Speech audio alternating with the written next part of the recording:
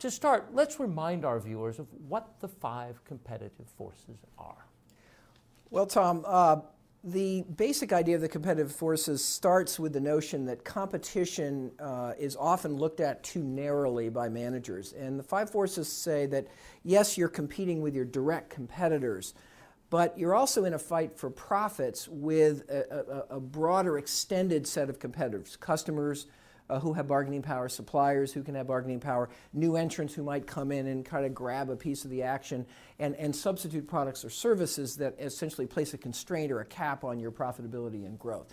So the 5 forces is kind of a holistic way of looking at any industry and understanding the structural underlying drivers of profitability and competition. So I use these to think about my rival makes it difficult for me. The threat of substitutes means I can't overcharge. The threat of new entrants means I can't overcharge. Right. And the same thing with the buyers and suppliers. There's underlying drivers of each of those forces that the model really sort of unveils, and then you can actually apply this. Every industry is different. Every industry will have a different set of economic fundamentals, but the 5 forces help you home in on, first of all, what's really causing profitability in your industry, what are the trends that are the most likely to be significant in changing the game in the industry, where are the constraints which if you can relax them might allow you to find a really strong competitive position.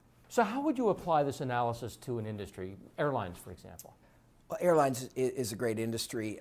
It's actually, you'll see in the article, you've seen in the article, that there's a chart that compares profitability of industries, and airlines, I think, has been on the bottom of that list for decades.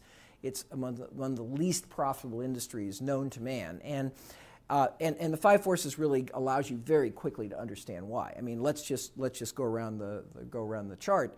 The nature of rivalry is incredibly intense, and it's almost exclusively on price. It's been very hard to differentiate, to get the customer to wait even an extra 2 or 3 minutes for another flight if they can get on the flight at a cheaper price. So there's been a very intense price competition, low barriers to entry, a constant stream of new airlines coming into the industry, despite the fact that the profitability is low. It's always puzzled me. The low barriers to entry because you can rent a plane, you don't have to buy buy them. You can rent a plane, you can lease a gate. It's all generic technology. You can start with 1 flight between 2 city pairs. You don't have to, there's no real need to have a whole network in the beginning.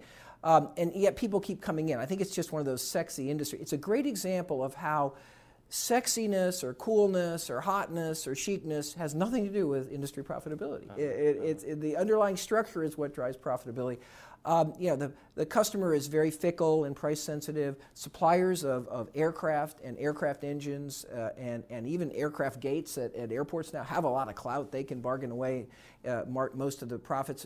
GE and Rolls-Royce and Airbus and Boeing make a lot more money than airlines. They get most of the profit. And then, of course, there's always a substitute of getting on the train or driving your car or shipping your goods by air, and that's kind of kept a concern. And you have powerful suppliers of labor too. That's another powerful supplier. Right, exactly. There's a great case where you have unionized labor, and unlike other industries, in this industry, particularly with the pilots, the labor can literally shut you down, and there's no way around them. So it's an industry where there are spurts of what you might call mediocre profitability, punctuated by long periods of terrible profitability.